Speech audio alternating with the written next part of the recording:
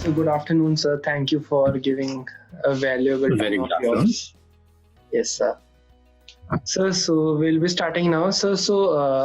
Uh, I would like you to please share something about yourself, your background. Give a brief Okay. introduction of yours. Yes, sir. I am Rajneesh Shukla. Yes, sir. I've been in the hospitality industry for more than 25 years now. Yes, sir. And in the beginning, I started as a chef in a hotel. And now for the last 20 years, I've been in education sector. Yes, sir. In education, I had the privilege to work with standalone institutes of hospitality education, as well as with the universities, with many programs other than hospitality running in the same campus. Yes, sir. And at present, I work at an integrated campus, which has a kind of a university culture where Yes, sir. hotel management is there as a college, and there are many other colleges also within the same boundary, within the same campus. Yes, That's sir. the reason we call it an integrated campus. So Yes. we have engineering and hotel management, pharmacy, management education, and all this. And I've been there for more than 2 years. Yes. I myself, a science graduate before I came to hospitality through my hotel management from IHM Hyderabad. Great, sir. And being from science background, somehow I've been more inclined towards the science behind cooking, science behind winemaking, and all these things. Yes, So sir. these have been my interest areas. I've been an F&B person through and through. Yes. I've also developed a lot of interest in human resource management. So I did my postgraduate certificate in human resource management from XLRI Jamshedpur. Yes, sir. Though I did not get a chance or an opportunity to work as an HR person in hotel industry, but maybe someday I'll definitely do that given a chance. Yeah, sir. I love to inculcate human values and the overall, in Hindi, what we call sanskar in our students. Yes, sir. Yes, sir. So I have done a lot of work, and I have done some kind of learning and education in human values and professional ethics also. Yes. And at moment where I work, we work with Punjab Technical University, and otherwise Yes, also in AICTE throughout sir. India. The human values as part of our education system has been incorporated very strongly. It has been persuaded. So it gives me immense pleasure to work as a better human being and as an educationist. Yes. And same way I try to inculcate the values and the value system in our students also. So Yes. that is the brief introduction of myself. Sure, sir. That is really great, sir. And I would like to ask you, being the director of Chandigarh College of Hotel Management and Catering Technology, what is your philosophy of leadership, and how do you describe your leadership style? Just started with a very difficult question as a first question, but anyway, now we are used to this kind of questioning. Yes, sir. Sometimes even in the class also, students try to test you that how much do you know. So, Okay. Yes, sir. Leadership style. See, what is leadership? Leadership is nothing. It's being able to work with others. Being a leader, you should be able to work with others. It is not that you are a good performer. You should be able to turn around every poor performer also into a better performer, and that is what I mean by a leadership. Yes. So a leader should be more of a democratic person. That is what I try to be. I try to be democratic in all my approaches with the students, with the faculties, and I expect the same from my top management also. So Yes, sir. being democratic means that every stakeholder is part of the decisions which are taken. Every Yes, sir. stakeholder is a kind of contributing in the discussion, and he's happy at the end that मुझे सुना जा रहा है, I'm being heard, that what yes, you sir. want, how you want things to be. Yes, sir. So in a way, being democratic is from the management point of view, but from an educational leadership, as I have studied about it, there are transactional leadership, there is a transformational leadership, and there are a few other leaderships. Among these, I will describe myself more as a transformational leadership. Okay. In transactional leadership, what happens is it is like a transaction between the employee and the employer. Yes, sir. Being at the leadership position, many times we are treated and we are, kind of perceived as being part of the management, and of course we are. So it is actually an employee-employer relationship which is taken up at a transactional value. Yes, Means sir. what you're giving me and what I'll do for you. Exactly. This is practiced at many places, but I don't believe in this system, because being a teacher, being an educator, being an academician, Yes, faculty should be motivated more from the values which are beyond the monetary terms. yes, Faculties and other contributors in the department, even non-teaching staff also, being in education, people should be more driven by the value system, by the satisfaction they get at the end of the day by making somebody's life, by teaching him, by educating him, by giving him something what he can use for his future, drafting and kind of crafting a career for somebody. And these kind of things should definitely be there as part of your working style. So this is what fits into a transformational leadership. okay. Transformational leadership, as I said, is beyond the transactional values. It is Yes, more to do with your esteem needs, your satisfaction, your job satisfaction, your satisfaction from the recognition you get in the society by yes, being a sir. teacher, your satisfaction for being praised by the parents of those students who are well Yeah. placed after the education. Yes, sir. So Yes. this is how I try to be with my faculties, that Yes, we sir. work as a team, and I give them the pleasure of being satisfied at the end of the day, not just by monetary terms, but in other values also. Great, sir. Thank you for your answer.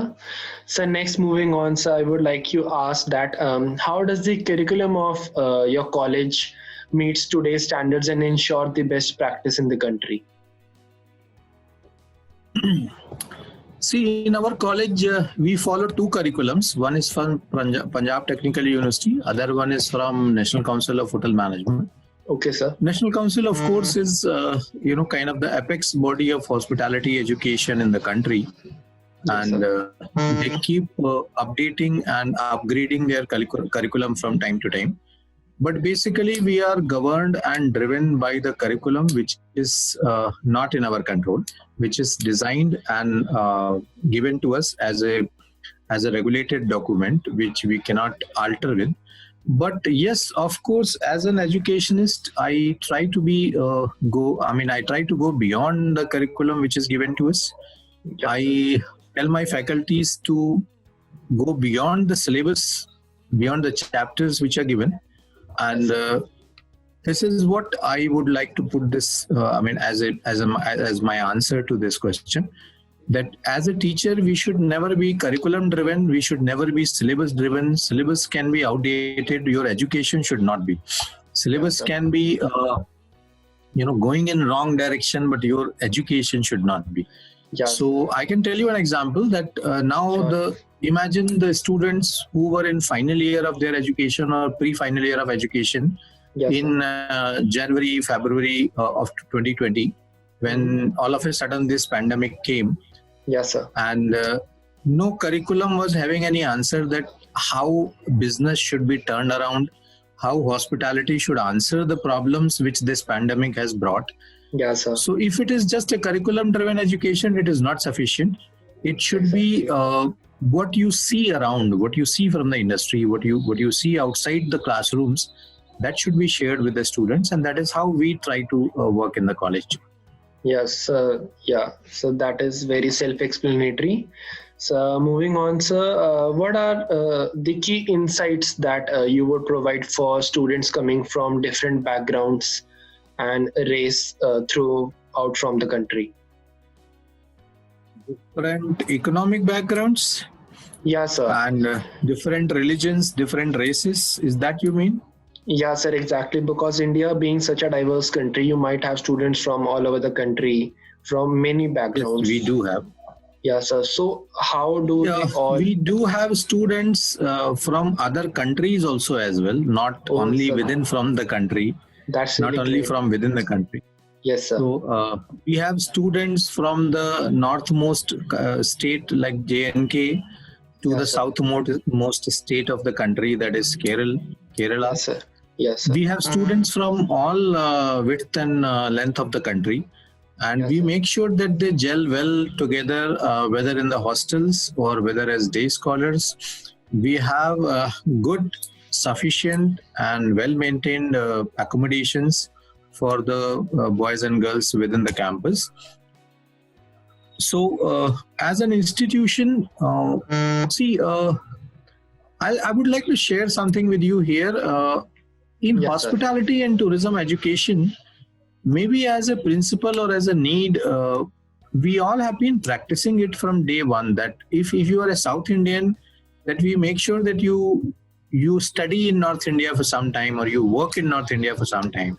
Yes, Or if sir. you are from east side of the country, you definitely are forced to mingle with the western side of the country and people from there.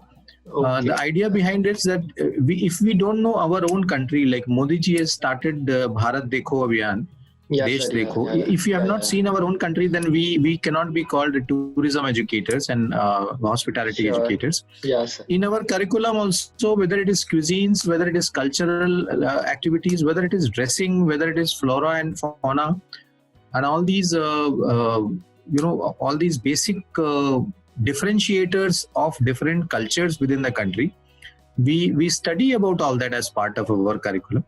So keeping all those values intact, we maintain a very diverse culture in our college. We celebrate all the festivals, we do all the celebrations within the Yes, sir. campus. And as language, I know English is the official medium of language, but of course you are allowed to use your mother tongue outside the Yeah. classrooms. Yes, So sir. that way, whether it is singing competition, you can sing your regional language song also with the same enthusiasm how somebody will sing Hindi song. Yes, sir. We try to do. Actually, we try to maintain a very multicultural kind of environment in the campus. Even from the faculty point of view also, we have a lot of Yeah, people okay. from South India as well. So we have a chef from Maharashtra, we have two chefs from Bengal, we have a housekeeping faculty who's from Assam.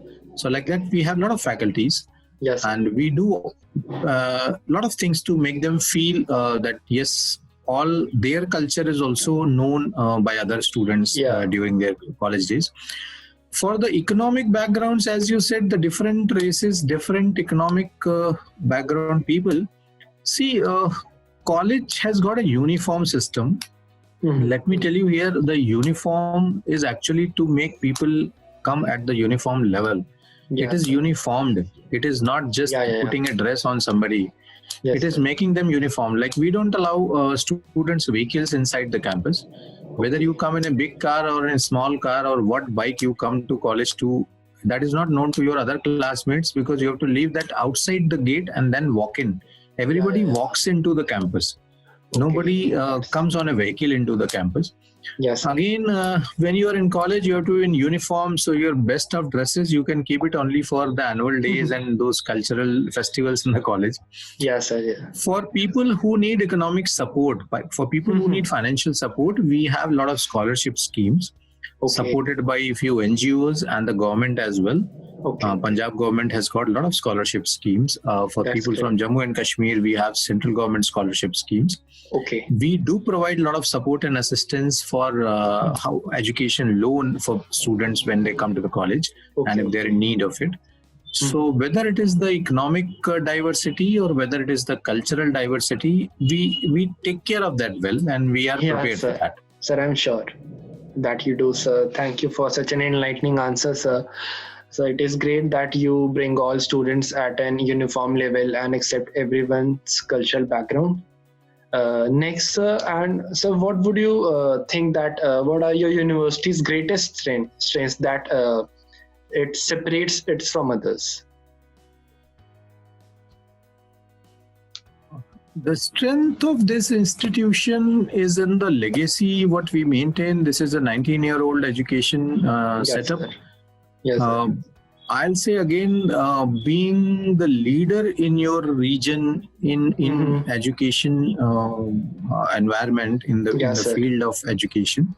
Yes, sir. Being at the leadership position itself gives you a lot of strength. So, Chandigarh Group of Colleges as a brand is being at the leadership position for quite some time. And that is because we do a lot of things as the first timers, and then maybe it is taken up by other places. Okay. Like even in this pandemic also, to tell you the fact, our first online class was on 24th March. Wow. And this was just a day, 48 hours after the Janta curfew came on 22nd March. Yeah, sir. So imagine the moment, all of a sudden, unprecedented way, the campus was locked down. Within 48 hours, we came up with an idea of online classes. And 24th March, I myself conducted an online briefing session, not a class exactly, for our students. Yes, sir. And they all were so excited and so happy. And okay, those days Zoom was the only platform which we could found. Yes. And we found that quite workable and suitable for those days' need. Now we have got a full-fledged in-house, our own developed learning management system, LMS. Oh, that great. Works on Google. That works on Google platform. So incorporating the Google Meet and Google Classroom, we have developed our own LMS. So like that, CGC is being known to come forward and bring something as and when the need comes. That is the biggest strength of the team, of the management here. And that has been built into our legacy of this so many years, and the leadership what we maintained in the education platform. So I'll say that is the biggest strength. Second, I would like to insist here is that, as I was just sharing, that this is an integrated campus. Yes, sir. So coming for hotel management education, when the student comes here to our college, he is part of a bigger culture, not just the hotel management college he has taken admission to. Yeah, right. He enters into a campus which has got 13,000 students. He enters into a campus which has got 2 football grounds, say full-fledged cricket ground. It is so many acres, which is, it is a huge campus. So when you enter into this kind of learning environment, I say learning environment because I'm a believer that most of the learning happens outside the classroom, especially in your undergraduate and even in postgraduate program also. Academic learning is only, for your marks, for your exams. But for your future, what you learn from the college outside the classroom becomes more useful for your life. Yes, sir. So when somebody comes to CG Landra campus, you enter into such a learning environment which is vibrant, which is multicultural, which is full of co-curricular activities. In fact, many people say that your hotel management is like an event management company, that you keep doing everything something or the other day. Yes. So that is how we are known in the societies. Our students are encouraged to participate in everything, whether it is a Teach festival, whether it is sports activities. We have annual sports events. We have other college events like Parivartan is our annual fest, which happens for 2-3 days. Yes, sir. So like that, there are so many things, and on the top of it, the students get a chance to interact with the students from engineering, from management education, from pharmacy, from the education department, like people who are doing B.Ed and all these courses. Okay. Yes, people who are doing pharmacy, people who are doing engineering. When you interact with such people, maybe they are your roommates in your hostel. Actually, your personality development becomes a kind of complete development. You are not just becoming what shall I say? You're not just becoming a bookworm and learning what is taught in the class. Yes, sir. But you learn a lot of things out of the class also. And the third point is we maintain a lot of encouragement and promotional environment for students to come with the research ideas, with the innovations towards the business ideas, whether it is Yes, sir. entrepreneurial activities or whether it is the kind of startup culture. We have 3 startups from the hotel management department here. Yeah, sir. That's So great. these are the strength of the campus and the brand as well. Okay, sir. Sure. Sir, I would finally like to ask you, what advice will you give to the current youth and aspiring students of the Chandigarh group of colleges? See, our own students from Chandigarh group of colleges, I keep giving them advices quite often. Yes. So I'll use your platform to give advice to even other students also throughout the country. Yeah, sir. Sure. Advice in the sense, today's youth is no doubt very energetic, very focused at time, and they know what they want to achieve. But only thing what I see as a wrong perceived understanding with them is they are in a hurry. They want everything in a quick format. Now is the time for quick service restaurants. Nobody believes in a fine dining restaurant. Yeah. But imagine yourself sitting in a place where you're served at leisure. Somebody is at your service, doing all what you want. We should try to enjoy that kind of success also in life. And Yes, sir. actually, there is no shortcut to success. It does not come overnight. Yes. Maybe you are very hardworking. You are working, more than 24 hours in a day, and that is how you have been able to achieve more than others within a very short span of time. But this race cannot be continued for years. Like if there is a sprint race, if there is a 100-meter race, you can run very fast like Usain Bolt, but same speed cannot be maintained for a 2,000-meter race. Yes, sir. So today's youth has to understand that, okay, for some time pushing yourself beyond the limits, doing something more than what your body can sustain to, or what your other environment can sustain to, it's okay. Yes, sir. But otherwise, you should try to go at a normal pace and enjoy the life. Life is not a destination; it is a journey. Yeah, sir. So you should achieve success at its own pace, not in your pace. Yes, yes, sir. That is one message I wanted to give. Second is what, as I just started, that there is no shortcut to success. Many times I see today's youth not realizing that application of knowledge is what is more important rather than memorizing it, getting marks, or getting good grades. Like when I see students getting good grades in the exams, but not able to solve a problem, it is a very big disappointment. Yeah. If you have learned something well, you should be able to use it. I keep giving this example to almost every student of mine, that if you have learned driving, then you should be able to drive. Yeah. If you are not able to drive, then don't call yourself that you have learned it. You must have memorized it, you must have practiced it, but not learned it. Yes, sir. Learning is different, studying is different. Don't study for exams, for marks few days before the exams, so that you can get good marks. Yes. But learn throughout the semester, learn throughout the year. So learning may not fetch you those marks, but learning will make your career. Learning will take you to places where you will make your life, where you will make your profession and your career. Yes, So sir. application of knowledge is what is more important. Like I can give you a small example if I'm not overshooting on the timelines. No, sir. Sure. In a classroom, when you are teaching students, they are listening attentively. They are writing all the notes.